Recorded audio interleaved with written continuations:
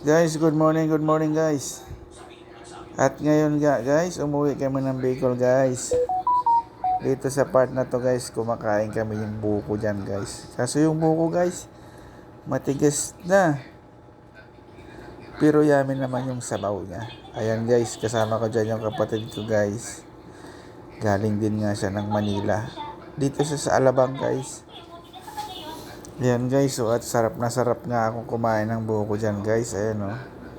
Kahit matigas. Yan o. Talagang sarap ako dyan kumain ng buko guys. Na-miss ko ba yung buko sa probinsya? Kahit matigas siya guys, manilamlam pa rin yung buko niya. Yan guys, may extra sa likod ko. Si Doggy. How to Doggy guys. Ayan.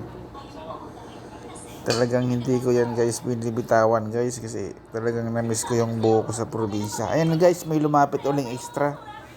Yung may one and only mother ko guys. Ayan, supportive mother. Ayan. Ayan, sarap ako dyan guys. Hindi ko inano yan guys. Yun nga guys, thank you for watching. Bye bye.